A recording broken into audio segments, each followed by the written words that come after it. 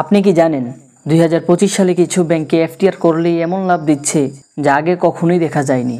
কেউ বলছে এত বেশি লাভ আসলে সম্ভব নয়, আবার কেউ বলছে এটা সুযোগ, মিস করলে আফসোস করবেন। তাহলে সত্যিটা কি? আজকের ভিডিওতে আমরা আপনাদেরকে দেখাবো কোন ব্যাংকগুলো এফডিআর সবচেয়ে বেশি লাভ দিচ্ছে, তারা এটা কিভাবে সম্ভব করেছে, আর আপনার টাকা কতটা নিরাপদে থাকবে।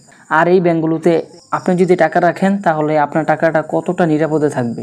তাই ভিডিওটি শেষ পর্যন্ত দেখতে থাকুন, কারণ শেষের দিকে আমি শেয়ার করব এমন কিছু লুকানো তথ্য যা ব্যাংকগুলো আপনাদেরকে কখনো সরাসরি বলে না। তো ভিডিওতে লাইক করে দিবেন আর চ্যানেলে নতুন হলে সাবস্ক্রাইব করে দিবেন। তো প্রথমেই জানি এফডিআর বা ফিক্সড ডিপোজিট আসলে কি। এটা এমন এক ধরনের বিনিয়োগ যেখানে আপনি একটি নির্দিষ্ট সময়ের জন্য আপনার টাকা ব্যাংকে জমা রাখবেন আর ব্যাংক আপনাকে এর বিনিময়ে লাভ দেবে। এফডিআর সবচেয়ে বেশি জনপ্রিয় হওয়ার কারণ হলো এটি সেভিংস অ্যাকাউন্টের তুলনায় বেশি লাভ দেয় এবং আপনার টাকা তুলনামূলকভাবে বেশি নিরাপদে থাকে। এমনকি একবার সময় ঠিক করে দিলে আপনাকে প্রতিদিন চিন্তা করতে হয় না, এটি নিজে নিজেই রিনিউ হয়ে যায়। 2025 সালে বাংলাদেশের অনেক ব্যাংক টাকা আকর্ষণ করার জন্য এফডিআর এর হার বাড়িয়ে দিয়েছে। কিছু ব্যাংক 10 থেকে 12% পর্যন্ত লাভ দিচ্ছে, যা আগের বছরের তুলনায় অনেক বেশি। কিন্তু প্রশ্ন হলো, এত লাভ আসছে কোথা থেকে? এখানেই লুকিয়ে আছে আসল খেলা। সাধারণত ব্যাংক গ্রাহকদের কাছ থেকে টাকা নিয়ে সেই টাকা দিয়ে ব্যবসা করে বা কাউকে ঋণ দেয় অথবা বিভিন্ন ইনভেস্টমেন্ট দেয়।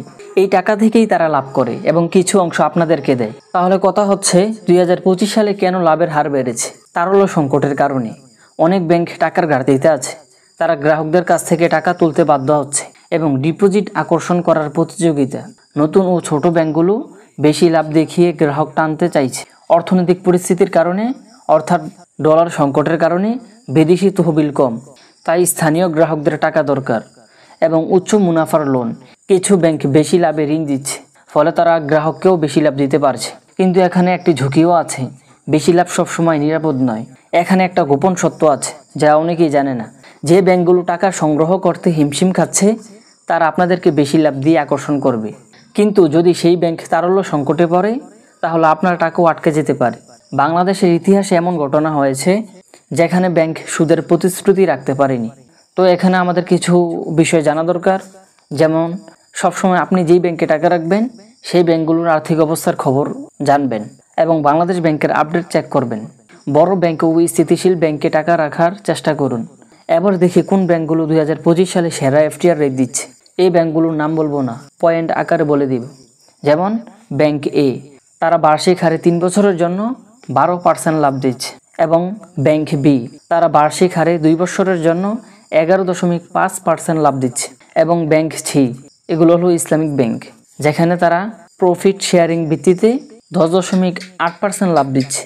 ব্যাংক ডি, এগুলো হলো ফ্লেক্সিবল এফডিআর, মাসিক প্রফিট মানে 10% হারে তারা লাভ দিচ্ছে। ব্যাংক ই, তারা স্বল্প মেয়াদী এফডিআর এর ক্ষেত্রে 9.8% লাভ দিচ্ছে। মনে রাখবেন, এফডিআর এর রেট ব্যাংক ভেদে পরিবর্তন হতে পারে। টার্ম যত বড় হবে লাভের হার সাধারণত তত বেশি হয়। এফডিআর করার আগে এই 5টি জিনিস নিশ্চিত করুন। নম্বর 1, ব্যাংক কতটা স্থিতিশীল এবং বিশ্বস্ত। নম্বর 2, বাংলাদেশ ব্যাংকের অনুমোদিত রেট তারা ঠিকমতো দিতে পারছে কিনা। নম্বর 3, আপনার টাকার নিরাপত্তা, ডিপোজিট ইন্স্যুরেন্স আছে কিনা। নম্বর 4, মাসিক না মেয়াদ শেষে লাভ, কোনটা আপনার জন্য ভালো। নম্বর 5, লুকানোর চার্জ আছে কিনা। এগুলো সব আপনাদেরকে নিশ্চিত করতে হবে। কেবল বেশি লাভ দেখেই সিদ্ধান্ত নেবেন না, প্রথমে নিরাপত্তা তারপর লাভের কথা ভাববেন। সেজন্য অর্থনীতিবিদরা বলছেন, ব্যাংকে এফডিআর করেন বা ফিক্সড ডিপোজিট করেন, ব্যাংকিং খাত সম্পর্কে আগে জানতে হবে। সেজন্য আজকে আমরা আপনাদেরকে এমন কয়েকটি বই পড়তে বলবো যেগুলো পড়লে আপনারা ব্যাংকিং বিষয়ে অনেক কিছু জানতে পারবেন। এই বইগুলোর লিংক ডেসক্রিপশন বক্স এবং প্রথম পিন কমেন্টে দিয়ে দিব। আপনারা যারা ব্যাংকিং বিষয়ে জানতে ইচ্ছুক তারা ডেসক্রিপশন বক্স এবং পিন কমেন্টে দেওয়া লিঙ্ক থেকে ক্রয় করতে পারবেন। শেষে একটা কথা বলে রাখি, অনেক ব্যাংক প্রথম বছর বেশি লাভের হার দেখায় কিন্তু পরের বছর সেটা কমিয়ে দেয়। কিছু ব্যাংক আবার মাসিক প্রফিট দিলেও প্রকৃত লাভ কম হয়, কিন্তু মেয়াদ শেষে দিলে বেশি হয়। তাই এফডিআর করার আগে চুক্তিপত্র ভালো করে পড়ুন, লিখিত কাগজপত্র রাখুন। সবচেয়ে গুরুত্বপূর্ণ একটি বিষয়, আপনার টাকা নিরাপত্তা সবার আগে, কারণ ব্যাংক প্রলোভন দেখিয়ে গ্রাহক টানতে পারে, কিন্তু নিরাপদ ব্যাংকই আপনার সত্যিকারের আর্থিক সঙ্গী। বন্ধুরা, আশা করি ভিডিওটি আপনাদের কাছে ভালো লেগেছে।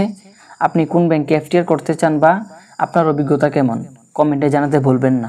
ভিডিওটি ভালো লাগলে লাইক দিন।